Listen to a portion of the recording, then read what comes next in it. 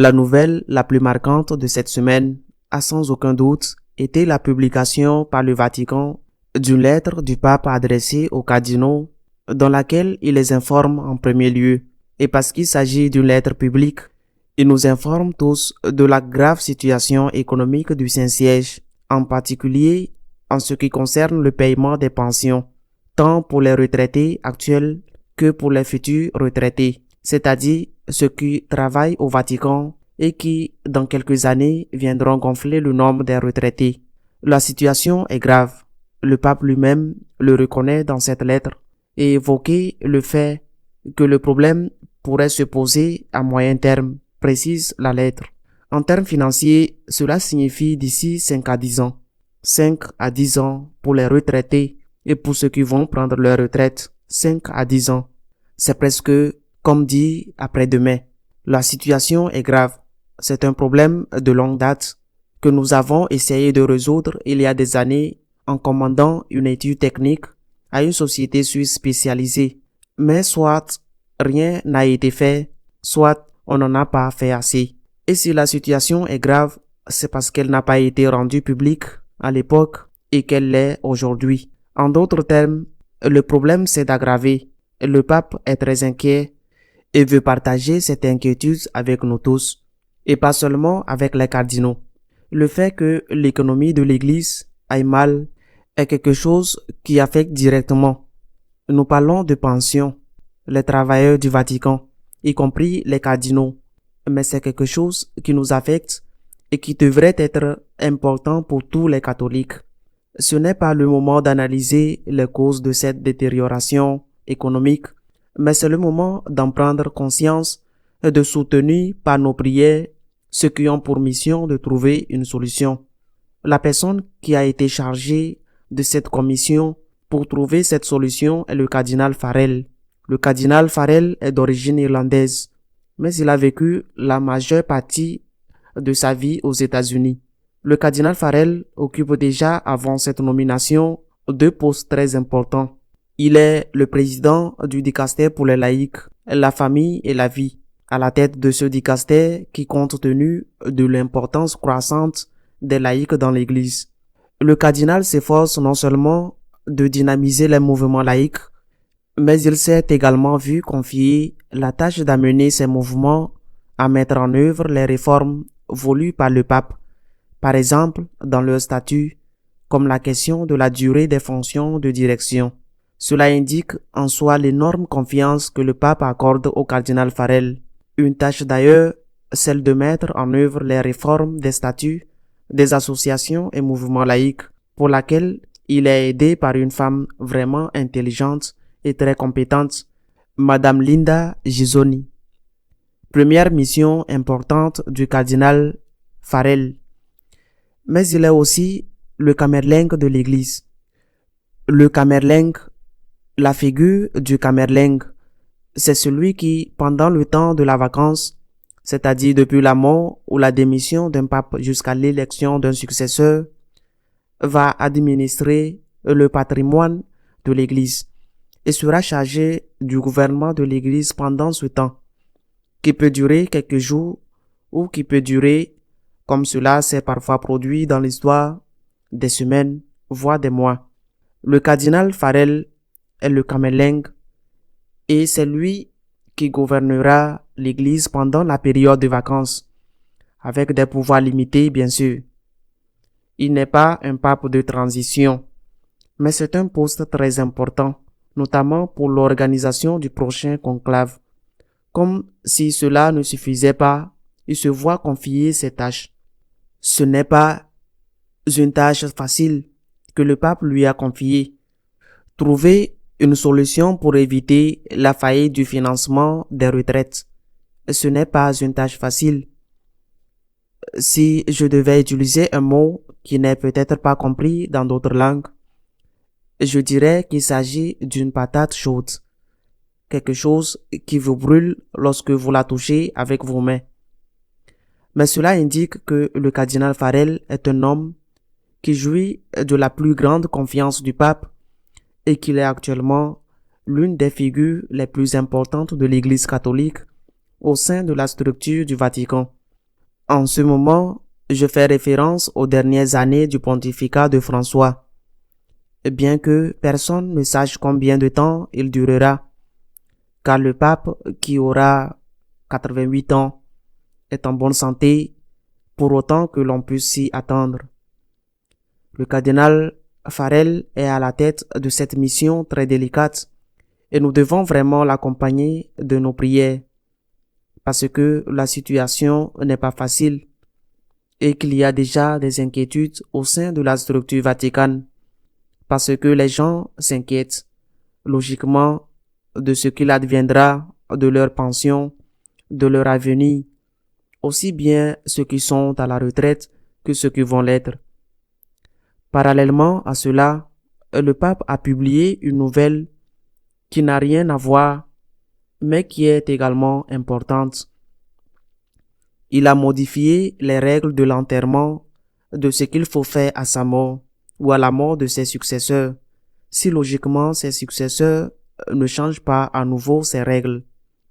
Il les a simplifiées.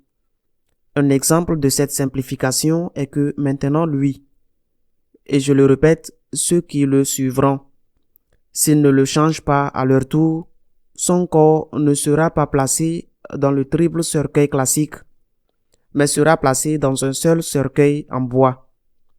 C'est une économie qui, dans l'ensemble des dépenses du Saint-Siège, n'est pas très importante, mais elle est significative de l'austérité avec laquelle le Vatican veut affronter la grave situation économique qu'il traverse. Mais si cette nouvelle a été la plus marquante de la semaine, l'annonce de la mise en péril du système de retraite n'a pas été la plus importante. La nouvelle la plus importante a été celle donnée par le pontife lui-même, mercredi, annonçant la date de canonisation de deux bienheureux qui jouissent d'une grande admiration et d'une grande dévotion au sein du peuple de Dieu. Il s'agit du bienheureux Carlo Acutis et du bienheureux Pier Giorgio Frassati. Acutis est un personnage extraordinaire. La dévotion à son égard a connu une croissance exceptionnelle.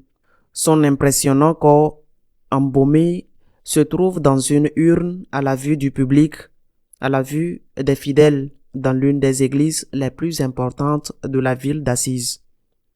L'évêque d'Assise lui-même a dit un jour que les gens allaient à Assise pour voir Saint François et qu'aujourd'hui, les gens vont à Assise pour voir et prier le bienheureux Carlo Acutis.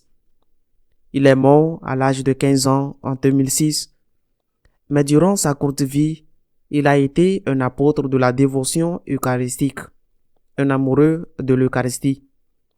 Il l'appelait l'autoroute du ciel et était également un pionnier dans l'utilisation des médias, y compris l'Internet, pour promouvoir la dévotion à l'Eucharistie. Il est un exemple pour les enfants et les adolescents, pour les jeunes, et c'est pourquoi le pape a voulu que sa canonisation ait lieu au cours de l'année sainte, pendant la journée consacrée aux adolescents.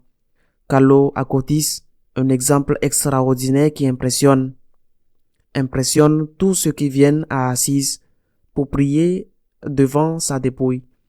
Pier Giorgio Frassati l'a précédé, mourant à l'âge de 24 ans en 1925. Grand alpiniste, il était le fils d'une importante famille de financiers de sa ville natale de Turin. Un jeune homme qui a travaillé intensément à l'évangélisation de ses compagnons d'université, mais surtout avec un amour extraordinaire pour les plus démunis, pour les pauvres. Le pape a décidé que la canonisation de Frassati aurait également lieu au cours de l'année sainte, mais pendant la journée consacrée à la jeunesse. Un modèle pour les adolescents, un modèle pour les jeunes. L'autoroute de l'Eucharistie vers le ciel et les pieds sur terre pour aider les pauvres, en regardant toujours le ciel de Frassati. Voilà ce qui est important dans l'Église. Ce qui est important dans l'Église, ce ne sont pas les postes, Ce qui est important dans l'Église, c'est la sainteté. Et le fait qu'en ces temps de bouleversements, de crises, de problèmes de toutes sortes, l'Église puisse montrer au monde ces deux exemples extraordinaires. Un adolescent spectaculaire, un jeune homme courageux, soucieux de ceux qui souffrent, indique que l'Église continue d'être une Église de saints, même si ceux d'entre nous qui en font partie sont des pécheurs. Je crois que dans cette agitation qui affecte sans aucun doute et s'est répandue parmi les travailleurs du Vatican et qui doit nous affecter tous pour de nombreuses raisons. En ce moment d'agitation, il est nécessaire de se rappeler ce que fit Saint Augustin lorsque la nouvelle lui parvint dans sa ville africaine d'Hippone, où il était évêque, que la ville de Rome, capitale de l'Empire, avait été mise à sac pour la première fois par les barbares. La nouvelle était dévastatrice pour tout l'Empire, car elle montrait la gravité de la situation. Saint Augustin s'est alors mis à écrire. Il a écrit l'une de ses œuvres les plus connues, La Cité de Dieu. Dans cet ouvrage, il est venu dire à ses paroissiens, aux habitants d'Hippone, qui quelques années plus tard verraient leur ville assiégée et plus tard détruite par les barbares eux-mêmes, les Vandales. Il est venu leur dire que nous sommes des citoyens du ciel. Nous devons faire face aux problèmes de la terre et les pensions sont sans aucun doute un problème pour les personnes concernées. L'économie de l'Église en crise est un problème pour tout le monde, pour tous les catholiques, mais nous devons faire face aux problèmes en gardant toujours les yeux fixés sur le ciel, parce qu'en fin de compte, la vie passe mieux ou moins bien. Avec des situations économiques meilleures ou pires, la vie passe et ce qui nous reste vraiment, et c'est l'exemple des saints, c'est la vie éternelle, qui est ce qui est important. Je demande des prières et je recommande les saints qui seront bientôt béatifiés, Carlo Acutis et Pier Giorgio Frassati. Et je recommande tout particulièrement le cardinal Farel, afin qu'il ait la lumière et la sagesse nécessaires pour faire face à cette grave complication que le pape lui a confiée. À la semaine prochaine, si Dieu le veut.